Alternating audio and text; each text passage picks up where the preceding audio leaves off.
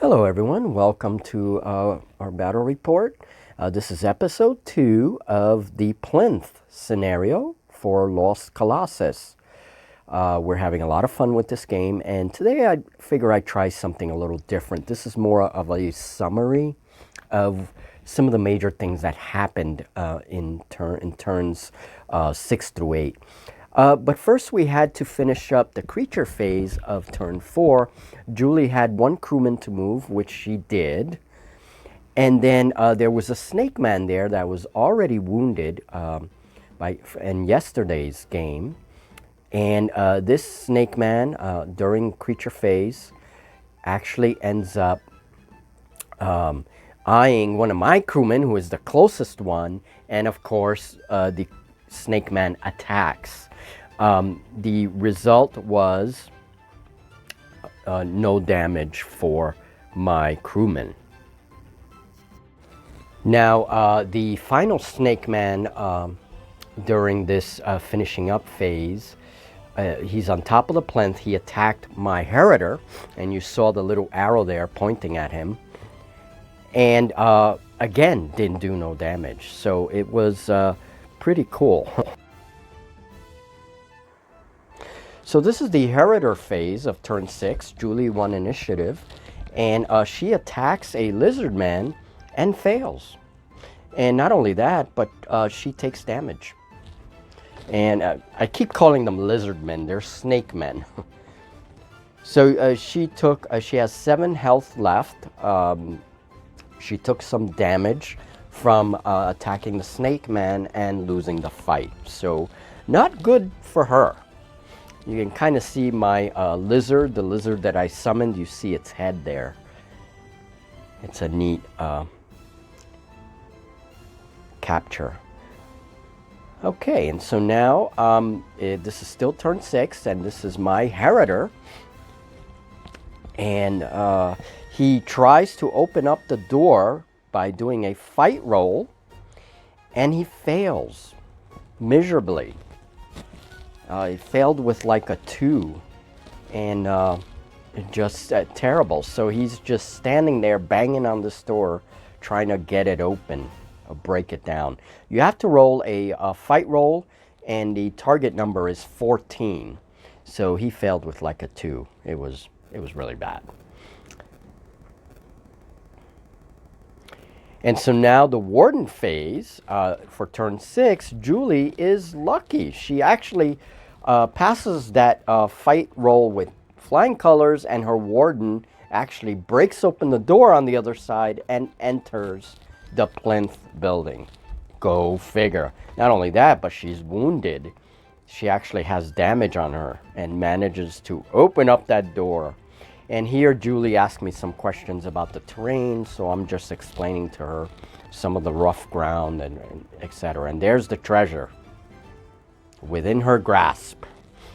And here Julie, well, actually this is the warden phase, my warden phase, and my beast warden moves up the stairs to try and break down that door. And this is critical because we are trying to get into that building to contest the primary treasure.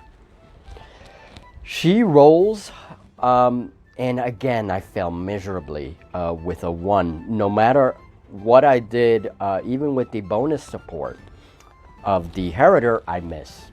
And there Julie asked me which crew member she had, in her area there so that she can activate. So this is the crew phase now of turn 6.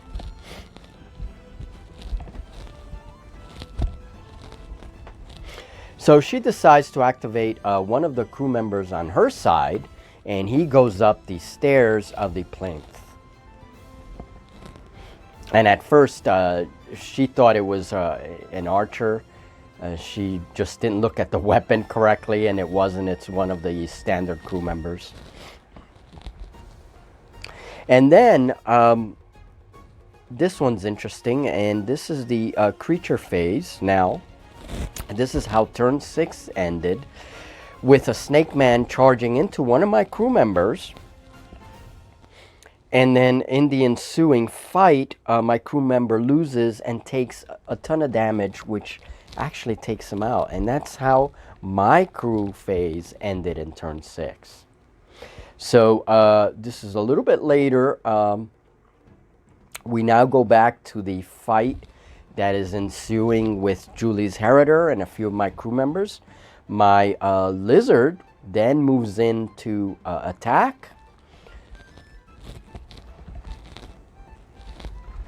But Julie puts up an ability, and my lizard fails its will check, and so the combat fails. And you can see there the will check, it was a 2. And so my lizard freezes in place, it doesn't attack.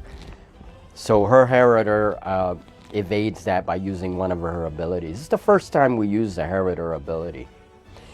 And now Julie is now activating one of her crew members, which has a treasure token. And we had agreed that beyond that little bridge there is the edge of the table, because that was the deployment area there. And she manages to run out with another treasure. 2 treasures for Julie so far, and the primary treasure in grasp of her warden. So now my archer, one of the crewmen in the crewman phase, I'm sort of looking up to see if I can target that snake man. And here I take my measurement, and bows have a 24-inch range in this game, which is great. And so yes, he's well within range. But the damage rolls turn out to be negative on both sides when we did the calculations, and both figures failed to damage each other, both Snake Man and the archer. So this is a little later in turn 6, and my guide is moving up the stairs to try and help out with that door, that cursed door. So this is the crewman phase. And there I'm just focusing on my guide. And she moves up, but she doesn't have any other actions left, and she's not quite at the door, really. So she's just going to lend some support. So now it's the Merc's turn for turn 6, and there we're just... she's going to move in to attack that snake man.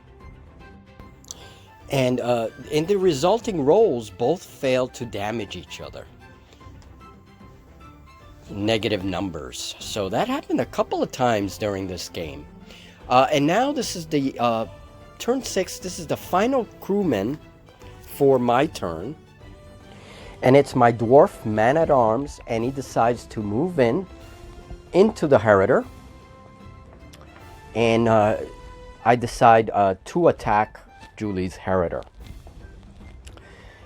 So you're going to see the roll in just a minute. Unfortunately, the dwarf fails. The Heritor wins the fight with a 15. And I end up taking 3 damage. So not good. Not good rolls on my part for this game.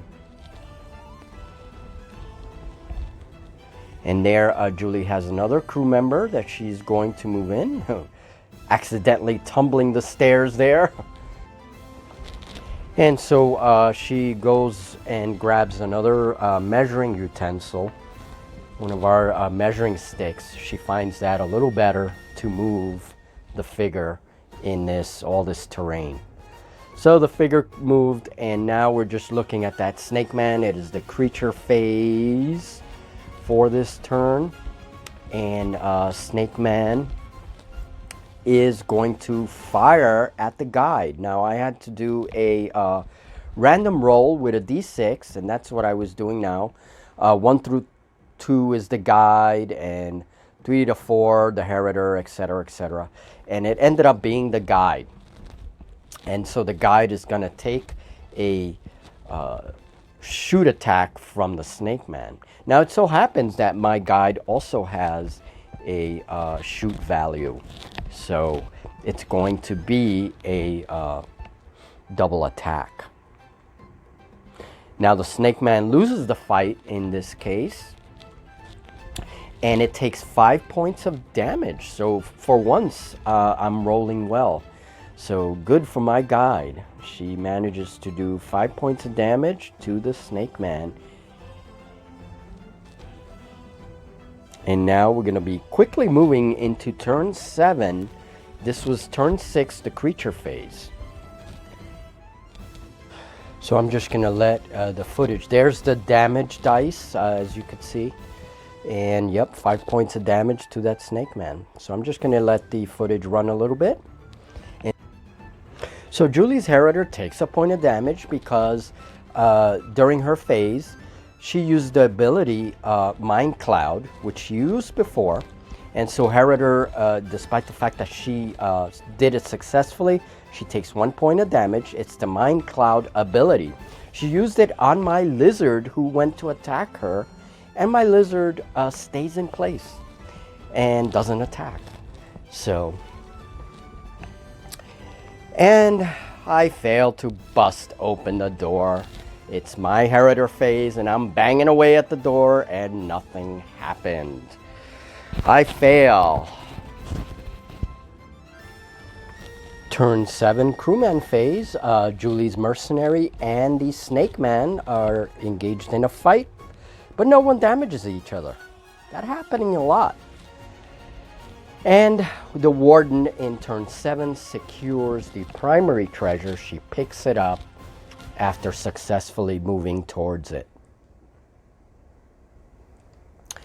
And here I am still trying to get into the damn building. And now the warden rolls a 1. Totally fails. Just can't get into that door. And now Julie's archer in the crewman phase takes a shot at the snake man. And they both have firing weapons, so they will use their shoot stat. And the snake man loses and takes damage.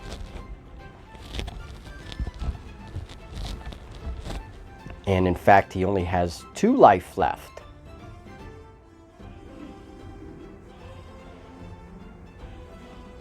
So a good shot by her archer. Okay, and one of the crewmen go in. He leaves the ladder and actually goes down into the ground, leaves the bridge. And we actually forgot about these guys for a turn or so. So, yeah, it was pretty interesting. It's like, oh no, I had more crewmen left. My archer takes a point of damage after failing a shoot attack. And Julie's mercenary is pushed back by a fight, no damage. Finally, in turn 7 rather, the end of turn 7, I kill a snake man. This is the end of turn 7. And turn 8 is the most notable thing is her archer enters the plinth. And finally, my Heriter enters the plinth here at turn 8. This is the Heriter phase. And there he is, all victorious. Just glad that he entered. And but it's really too late now. I had won the initiative in turn 8. And here Julie attacks my lizard and actually does 3 damage to it and turn 8. And then we just pretty much decided at this point that this would be the end of the game. Julie secured the treasure and everything is good. So, how was it for you? I thought it was great. Wasn't it? It was a lot of fun. It was fun. Julie won, of course. Oops. She took the primary treasure off the plinth. She managed to get into the plinth. I could not, my Harrier could not break open that They were having door. a really hard He was time. like bang, bang, Not bang. just your Harrier, but your warden. Yeah, too, even or my something. warden stepped in, Yeah. and then the snake man on the top was like, bunk, bunk, bunk. You know, and it's like, oh, come on. And I couldn't get in until when I finally got in, it was pretty much too late. We played 8 turns this time, which is long for us. We usually don't play our games that long, and we have reasons for that. But we But it did was 8 fun. turns, and it was fun. And it really was. I love the table. The table made it so much more fun too. Yeah, that's what I love about Yeah. wargaming is the tables, you know. Yeah. So you enjoyed that. You're the Yes, victorious one. I am victorious for now. For now. Now, no one had the advantage because no one was able to get on the roof of the plinth. So we'll have to, supposedly a character gets up on the roof, they see the other parts of the statue. And that leads you into scenario 2. I see. Right? They see a hand Okay, and a right, giant hand. right. And so that leads them to that part of the jungle. So we'll have to make up some other reason for getting to that part of the Right, jungle. okay. Now, we won't be filming a game tomorrow like we thought, unfortunately, but we will come back on Friday. And that'll be scenario 2 of the giant Colossus, the Lost Colossus. Okay, yes, the lost. Yeah, So I hope you guys enjoyed it. We had a ton of fun. we really did. And yeah, it was fun. we'll bring another battle report on Friday. And if we have to extend this week a little bit to accommodate the 3rd game, we will do that. Okay? So don't forget, folks, this Sunday is our bi-weekly chat. And we have some announcements to make about some of the upcoming games. So have a good one, folks. Take care. Bye-bye.